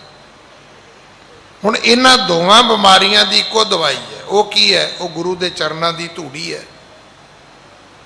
ਗੁਰੂ ਦੇ ਚਰਨਾਂ ਤੋਂ ਬਿਨਾ ਨਾ ਤਾਂ ਪਿਆਰ ਸਿੱਖਿਆ ਜਾ ਸਕਦਾ ਹੈ ਤੇ ਨਾ ਹੀ ਸਾਨੂੰ ਕਿਸੇ ਨਾਲ ਨਫ਼ਰਤ ਕਰਨੀ ਸਿੱਖਣੀ ਆਉਂਦੀ ਹੈ। ਕਿਉਂਕਿ ਅਮੂਮਨ ਅੱਜ ਸਾਰੀ ਦੁਨੀਆ ਦਾ ਜਿਹੜਾ ਸਰੂਪ ਸਾੜ ਸਤੀ ਵਾਲਾ ਹੈ, ਇਹ ਕਾਹਦੇ ਤੋਂ ਹੈ? ਨਫ਼ਰਤ ਤੋਂ ਹੈ। ਤੇ ਨਫ਼ਰਤ ਹੈ ਕਾਹਦੀ ਹੈ? ਮੈਂ ਤਾਂ ਬਹੁਤ ਵਾਰੀ ਬੇਨਤੀ ਕਰਦਾ ਵੀ ਇਹ ਗੱਲ ਕਿਸੇ ਗ੍ਰੰਥ ਦੀ ਨਹੀਂ ਹੈ। ਇਹ ਗੱਲ ਤੇ ਉਹ ਟਰੱਕਾਂ ਵਾਲਿਆਂ ਦੀਆਂ ਜਿਹੜੀਆਂ ਟਰੱਕ ਦੀਆਂ ਬਾਡੀਆਂ ਨੇ ਉਹਨਾਂ ਦੀ। ਉੱਥੇ ਲਿਖਿਆ ਹੁੰਦਾ ਹੈ ਕਿ ਦਿੰਦਾ ਹੈ ਰੱਬ, ਸੜਦੇ ਨੇ ਸਭ, ਪਤਾ ਨਹੀਂ ਕਿਉਂ। ਹੁਣ ਇਹ ਦਵਾਈ ਤੇ ਗੁਰੂ ਕੋਲ ਹੈ ਨਾ। ਵੀ ਕਾਹਦੀ ਈਰਖਾ ਹੈ ਭਾਈ? ਤੂੰ ਕਿਉਂ ਲੜਦਾ ਕਿਸੇ ਨਾਲ? ਕਿਉਂ ਸਾੜਾ ਕਰਦਾ ਕਿਸੇ ਨਾਲ? ਕਿਸ ਗੱਲ ਦਾ ਵੈਰ ਵਿਰੋਧ ਹੈ? ਸਿਆਣੇ ਕਹਿੰਦੇ ਨੇ ਤੁਹਾਡੇ ਖੀਸੇ ਦੀ ਕੋਈ ਲੈ ਸਕਦਾ ਹੈ। ਆ ਵੇਖੋ ਮੈਂ ਕਮੀਜ਼ ਪਾਇਆ ਹੈ ਨਾ, ਉਸ ਦਾ ਮੈਨੂੰ ਬਾਹਰ ਜਾਂਦੇ ਨੂੰ ਦੋ ਬੰਦੇ ਫੜ ਕੇ ਮੇਰੀ ਜੇਬ ਚੋਂ ਕੁਝ ਕੱਢ ਲੈਣ, ਪਰ ਮੇਰੇ ਮੱਥੇ ਦੀ ਤਾਂ ਕੋਈ ਨਹੀਂ ਲੈ ਸਕਦਾ।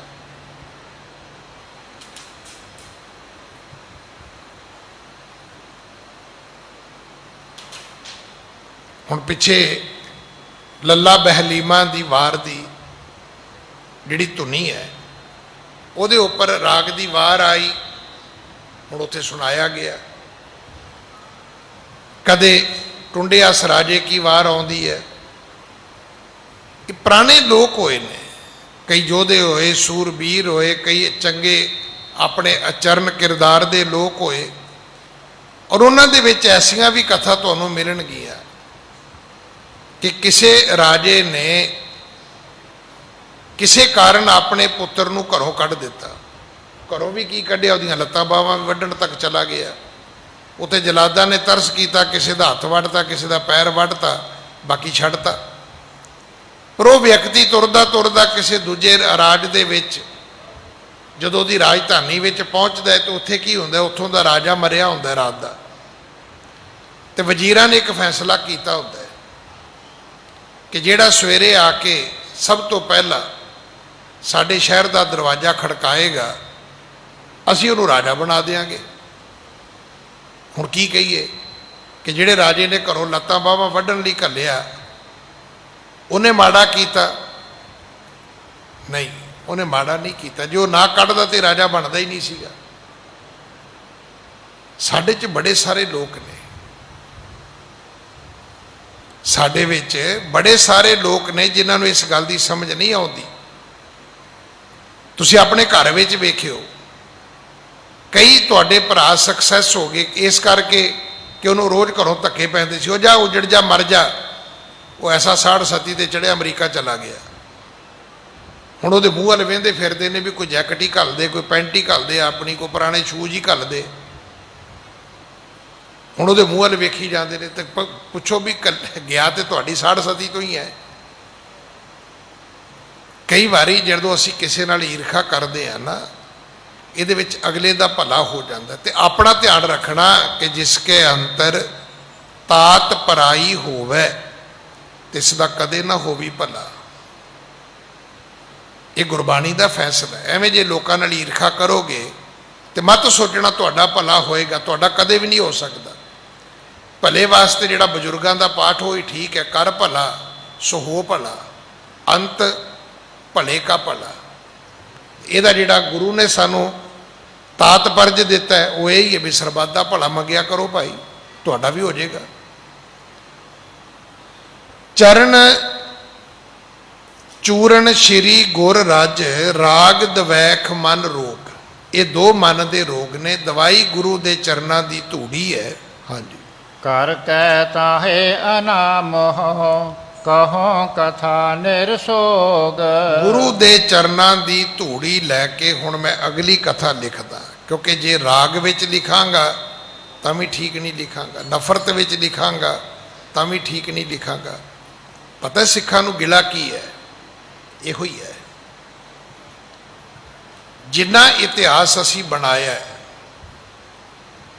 ਅਸੀਂ ਤੇ ਰਹੇ ਜੰਗਾਂ ਯੁੱਧਾਂ ਤੇ ਜੰਗਲਾਂ ਵਿੱਚ। ਸਾਡਾ ਇਤਿਹਾਸ ਦੋ ਵਿਅਕਤੀਆਂ ਨੇ ਲਿਖਿਆ ਹੈ। ਕੁਝ ਵਿਅਕਤੀ ਸਾਨੂੰ ਪਿਆਰ ਕਰਦੇ ਸੀ, ਉਹਨਾਂ ਨੇ ਵਧਾ ਚੜਾ ਕੇ ਲਿਖ ਦਿੱਤਾ।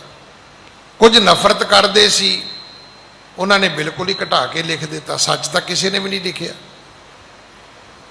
ਅੱਜ ਵੀ ਤੁਸੀਂ ਵੇਖੋ ਨਾ ਕਿ ਕਿੰਨੀ ਸੇਵਾ ਹੋਈ ਹੈ, ਕਿ ਸਾਰੀ ਬਿਆਨ ਕੀਤੀ ਹੈ।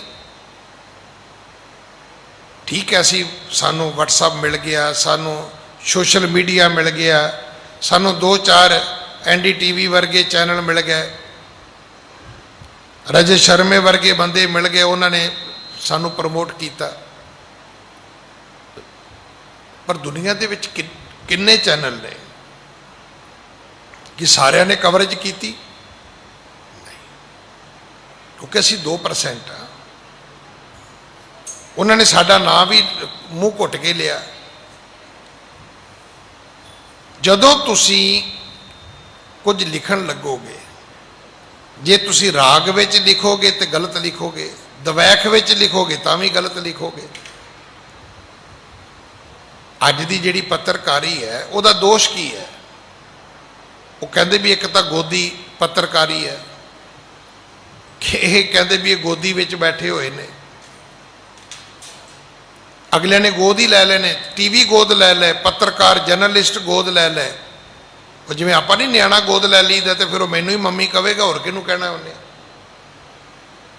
ਇੱਕ ਪੀਲੀ ਪੱਤਰਕਾਰੀ ਹੈ, ਉਹ ਲਿਖਦੇ ਹੀ ਤਾਂ ਨੇ ਜੇ ਮੁਰਗਾ ਖਵਾ ਦੋਗੇ, ਬੋਤਲ ਪਿਆ ਦੋਗੇ ਤੇ ਅਗਲੇ ਦਿਨ ਲਾ ਦੇਣਗੇ ਖਬਰ ਤੁਹਾਡੀ। ਪਰ ਕਿੰਨੇ ਕੁ ਪੱਤਰਕਾਰ ਹੋਣਗੇ, ਕਿੰਨੇ ਕੁ ਜਰਨਲਿਸਟ ਹੋਣਗੇ, ਕਿੰਨੇ ਕੁ ਚੈਨਲ ਹੋਣਗੇ, ਕਿੰਨਾ ਕੁ ਮੀਡੀਆ ਹੋਏਗਾ ਜਿਹੜਾ ਬਿਲਕੁਲ ਨਿਰਪੱਖ ਕਰੇਗਾ?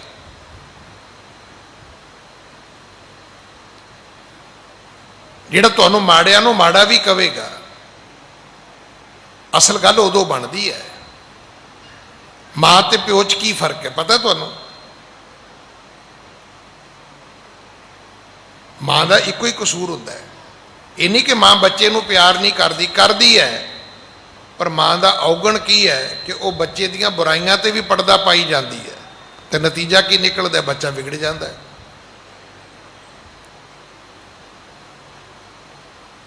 ਨਹੀਂ ਤੇ ਜਿੰਨਾ ਪਿਆਰ ਮਾਂ ਕਰਦੀ ਪਿਓ ਤੇ ਕਰ ਹੀ ਨਹੀਂ ਸਕਦਾ, ਨਾ ਪਿਓ ਕੋਲ ਸਮਾਂ ਹੁੰਦਾ। ਪਰ ਜੇ ਪਿਓ ਨਾ ਝਿੜਕੇ ਤੇ ਬੱਚਾ ਵਿਗੜ ਜਾਏਗਾ।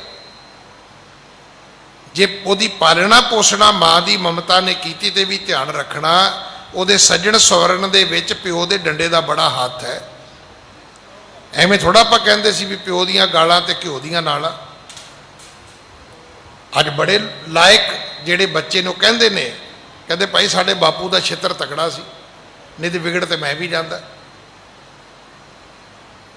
ਕਈ ਲੋਕ ਆਪਣੇ ਟੀਚਰਾਂ ਦੀ ਦਾਦ ਦਿੰਦੇ ਨੇ, ਕਹਿੰਦੇ ਬਈ ਸਾਡਾ ਮਾਸਟਰ ਬੜਾ ਸਖਤ ਸੀ, ਨਹੀਂ ਤਾਂ ਵਿਗੜ ਤਾਂ ਅਸੀਂ ਵੀ ਜਾਂਦੇ। ਇਸ ਕਰਕੇ ਦੋਨੋਂ ਹੀ ਚੀਜ਼ਾਂ, ਕੱਲੀ ਹੁਣ ਬਾਪ ਨਫ਼ਰਤ ਕਰੇਗਾ ਤੇ ਬੱਚਾ ਘਰ ਛੱਡ ਕੇ ਭੱਜੇਗਾ। ਪਰ ਜੇ ਕੱਲੀ ਮਾਂ ਵਾਲੀ ਗੱਲ ਕਰ ਲਓ ਵੀ ਸਿਰਫ ਹਰ ਵੇਲੇ ਬੱਚੇ ਦਾ ਮੂੰਹ ਹੀ ਚੋਪੜੀ ਜਾਣਾ ਹੈ, ਤੇ ਫਿਰ ਨਾ ਬੱਚਾ ਪੜ੍ਹੇਗਾ, ਨਾ ਬੱਚਾ ਕਮਾਏਗਾ।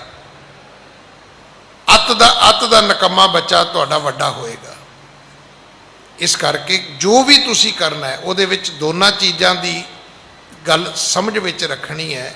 ਰਾਗ ਵੀ ਮਾੜਾ ਹੈ, ਦਵੈਖ ਵੀ ਮਾੜਾ ਹੈ। ਲੋੜ ਤੋਂ ਵੱਧ ਨਫ਼ਰਤ ਵੀ ਮਾੜੀ ਹੈ, ਲੋੜ ਤੋਂ ਵੱਧ ਮਮਤਾ ਪਿਆਰ ਵੀ ਮਾੜਾ ਹੈ। ਇਹ ਦੋ ਹੀ ਰੋਗ ਨੇ ਮਨ ਨੂੰ। ਜਾਂ ਮਨ ਕਿਸੇ ਤੇ ਡੁੱਲ ਪਈ ਜਾਂਦਾ, ਜਾਂ ਮਨ ਕਿਸੇ ਨਾਲ ਉਦਾਂ ਹੀ ਈਰਖਾ ਕਰੀ ਜਾਂਦਾ। ਕਵੀ ਜੀ ਕਹਿੰਦੇ, ਮੈਂ ਗੁਰੂ ਦੇ ਚਰਨਾਂ ਦੀ ਦਵਾਈ ਲੈਣਾ, ਮੈਂ ਚਾਹੁੰਦਾ ਮੈਂ ਇਸ ਰਾਗ ਦਵੈਖ ਤੋਂ ਬਚ ਜਾਵਾਂ, ਤੇ ਅੱਗੋਂ ਮੈਂ ਆਪਣੇ ਗੁਰੂ ਦੀ ਕਥਾ ਲਿਖਦਾ। ਨਿਰਪੱਖ ਕਥਾ ਤੇ ਤਾਂ ਹੀ ਲਿਖੀ ਜਾਏਗੀ, ਨਹੀਂ ਤੇ ਗੱਲ ਨੂੰ ਪਿਆਰ ਵਿੱਚ ਕੀ ਕਰੋਗੇ? ਵਧਾ ਚੜਾ ਕੇ ਕਰੋਗੇ। ਨਫ਼ਰਤ ਵਿੱਚ ਕੀ ਕਰੋਗੇ? ਘਟਾ ਕੇ ਕਰੋਗੇ। ਨਫ਼ਰਤ ਵਿੱਚ ਕੋਈ ਬੰਦਾ ਕਿਸੇ ਦੀ ਵਡਿਆਈ ਵੀ ਕਰੇਗਾ ਤੇ ਅੱਧੀ ਕਰੇਗਾ, ਪਿਆਰ ਵਿੱਚ ਵਡਿਆਈ ਕਰੇਗਾ ਤੇ 5-7 ਅੱਖਰ ਕੋਲੋਂ ਬੋਲ ਦੇਗਾ। ਸ਼ਾਇਦ ਤੁਸੀਂ ਕਈ ਵਾਰੀ ਵੇਖਿਆ ਹੋਣਾ ਹੈ ਕਿ ਮੇਰੇ ਵਰਗਾ ਬੋਲਣ ਲੱਗੇ ਤੇ ਜਿੰਨੇ ਬੈਠੇ ਹੁੰਦੇ ਨਾ ਸਾਹਮਣੇ ਰਿਸ਼ਤੇਦਾਰ, ਉਹ ਫਿਰ ਮੂੰਹ ਅੱਗੇ ਕੱਪੜਾ ਲੈ ਲੈਂਦੇ ਨੇ, ਕਿਉਂਕਿ ਮੇਰੇ ਵਰਗਾ ਕਹਿੰਦਾ ਜੀ ਇਹ ਬੜਾ ਗੁਰਮੁਖ ਹੈ, ਤੇ ਉਹਨਾਂ ਨੂੰ ਪਤਾ ਹੁੰਦਾ ਵੀ ਸ਼ਰਾਬ ਤੇ ਰਾਤ ਨੂੰ ਇਕੱਠੇ ਪੀਂਦੇ ਅਸੀਂ। ਬਾਬਾ ਜੀ ਕਹੀ ਜਾਂਦੇ ਨੇ ਬੜਾ ਗੁਰਮੁਖ ਹੈ। ਹੋ ਗਿਆ ਨਾ, ਝੂਠ ਹੋ ਗਿਆ। ਝੂਠ ਨੇ ਕੀ ਕੀਤਾ? ਉਸ ਬੰਦੇ ਦੀ ਵਡਿਆਈ ਨਹੀਂ ਕੀਤੀ, ਉਲਟਾ ਉਸ ਬੰਦੇ ਦੀ ਤੋਹੀਨ ਕਰ ਦਿੱਤੀ। ਵੀ ਤੂੰ ਉਹਨੂੰ ਕੁਝ ਵੀ ਨਾ ਕਹਿੰਦੋ, ਸਾਰੇ ਲੋਕ ਜਾਣਦੇ ਹੀ ਨੇ, ਠੀਕ ਹੈ, ਸਾਰੇ ਖਾਂਦੇ ਪੀਂਦੇ ਨੇ, ਉਹਦੇ ਵਿੱਚ ਇਹ ਵੀ ਖਾਂਦਾ ਪੀਂਦਾ। ਫਿਰ ਖਾਣ ਪੀਣ ਵਾਲੇ ਨੂੰ ਗੁਰਮੁਖ ਕਹੋਗੇ ਤੇ ਉਲਟਾ ਘਟ ਜਾਏਗੀ ਤੁਹਾਡੀ ਗੱਲ, ਇੱਜ਼ਤ ਹੀ ਘਟ ਜਾਏਗੀ। ਬੋਲਣ ਵਾਲੇ ਦੀ ਵੀ ਗਈ, ਸੁਣਨ ਵਾਲੇ ਦੀ ਵੀ ਗਈ। ਹਾਂਜੀ।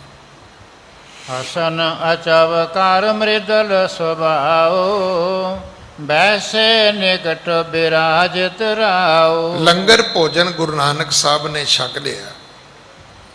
ਚੌਧਰੀ ਰਾਏ ਬੁਲਾਰ ਗੁਰੂ ਨਾਨਕ ਸਾਹਿਬ ਮਹਾਰਾਜ ਦੇ ਕੋਲ ਆ ਕੇ ਬਹਿ ਗਿਆ।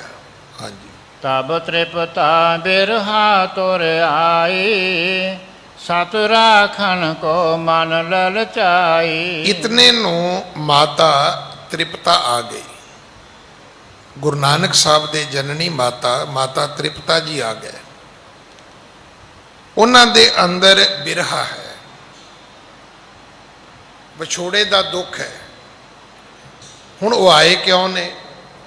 ਆਏ ਇਸ ਕਰਕੇ ਨੇ ਵੀ ਮੈਂ ਚੌਧਰੀ ਰਾਏ ਬੁਲਾਰ ਨੂੰ ਕਹਾਂ ਵੀ ਤੁਹਾਡੀ ਗੱਲ ਤੇ ਨਾਨਕ ਨਹੀਂ ਮੋੜਦਾ ਨਾ, ਤੇ ਤੁਸੀਂ ਕਹੋ ਨਾਨਕ ਨੂੰ ਘਰ ਰਵੇ।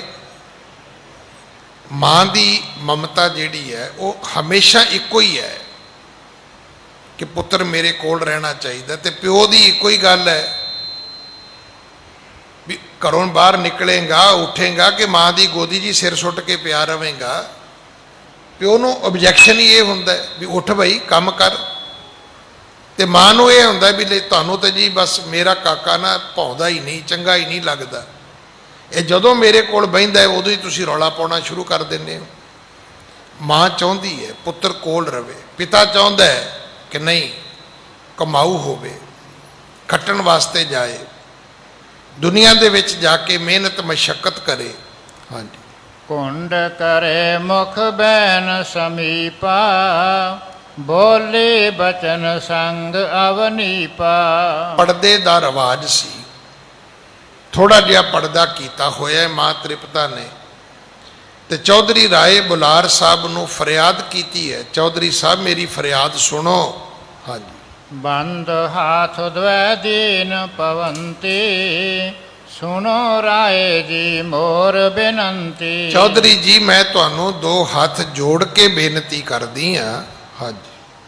ਕਰੋ ਆਪ ਇਹ ਵਾਡੇ ਉਪਕਾਰਾ, ਮਮ ਸੁਤ ਕੋ ਕਿਵ ਰੱਖੋ ਅਗਾਰਾ। ਕਹਿਣ ਲੱਗੀ ਜੀ ਮੇਰੇ ਤੇ ਬੜਾ ਪਰਉਪਕਾਰ ਹੋਵੇਗਾ ਜੇ ਤੁਸੀਂ ਕਿਸੇ ਤਰ੍ਹਾਂ ਨਾਨਕ ਜੀ ਨੂੰ ਘਰੇ ਰੱਖ ਲਓ, ਇੱਥੇ ਰਵੇ, ਆਪਣੇ ਘਰ ਰਵੇ, ਤੁਹਾਨੂੰ ਵੀ ਮਿਲਦਾ ਰਹੇਗਾ ਤੇ ਆਪਣਾ ਘਰ ਵੀ ਸੰਭਾਲੇਗਾ।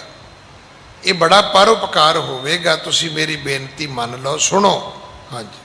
ਆਸ ਪ੍ਰਕਾਰ ਕਹਿ ਕਰ ਗੁਰ ਮਾਤਾ, ਰੋਦਤ ਲੋਚਨ ਤੇ ਜਲ ਜਾਤਾ। ਕੁਝ ਸ਼ਬਦ ਬੋਲਣ ਤੋਂ ਬਾਅਦ ਮਾਂ ਤ੍ਰਿਪਤਾ ਰੋ ਪਈ।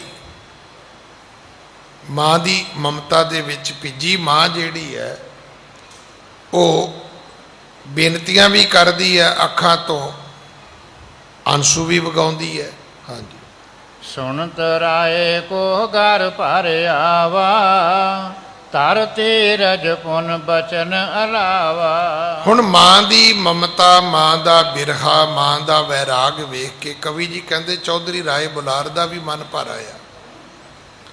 ਫਿਰ ਉਹਨੇ ਆਪਣੇ ਆਪ ਨੂੰ ਸੰਭਾਲ ਕੇ ਫਿਰ ਬੋਲਣਾ ਸ਼ੁਰੂ ਕੀਤਾ, ਚੌਧਰੀ ਰਾਏ ਬੁਲਾਰ ਨੇ। ਹਾਂਜੀ। ਕਮਲ ਬਦਨ ਗੁਰ ਸਦਨ ਪੁਨੀਤਾ, ਜਾਨਤ ਆਪ ਸਰਬ ਸ਼ੁਭ ਰੀਤਾ। ਕਹਿਣ ਲੱਗਾ ਕਮਲ ਬਦਨ ਨਾਨਕ ਜੀ ਤੁਹਾਡੇ ਘਰ ਵਿੱਚ ਕੋਈ ਕਮੀ ਹੈ? ਤੁਹਾਡੇ ਘਰ ਵਿੱਚ ਸਭ ਕੁਝ ਹੈ, ਭਰਿਆ ਭਰਾਇਆ ਤੁਹਾਡਾ ਘਰ ਹੈ, ਤੇ ਤੁਸੀਂ ਆਪਣੇ ਘਰ ਰਹੋ। ਚੌਧਰੀ ਰਾਏ ਬੁਲਾਰ ਨੇ ਸਿਫਾਰਿਸ਼ ਕਰ ਦਿੱਤੀ, ਕਹਿ ਦਿੱਤਾ। ਹੁਣ ਸਤਿਗੁਰੂ ਪਿਤਾ ਮਹਾਰਾਜ ਨੇ ਜੋ ਉਹਦਾ ਉੱਤਰ ਦਿੱਤਾ, ਇੱਥੇ ਫਿਰ ਸ਼ਬਦ ਦੀ ਉਥਾਨਕਾ ਲਿਖੀ ਕਵੀ ਜੀ ਨੇ। ਮਨ ਹਾਲੀ ਕਿਰਸਾਣੀ ਕਰਨੀ, ਸ਼ਰਮ ਪਾਣੀ ਤਨ ਖੇਤ, ਨਾਮ ਬੀਜ ਸੰਤੋਖ ਸੁਹਾਗਾ, ਰੱਖ ਗਰੀਬੀ ਵੇਸ ਸਤਿਗੁਰੂ ਕਿਰਪਾ ਕਰਨ। ਇਹ ਕਥਾ ਆਪਾਂ ਕੱਲ ਗੁਰੂ ਕੀ ਗੋਦ ਵਿੱਚ ਬੈਠ ਕੇ ਸੁਣੀਏ।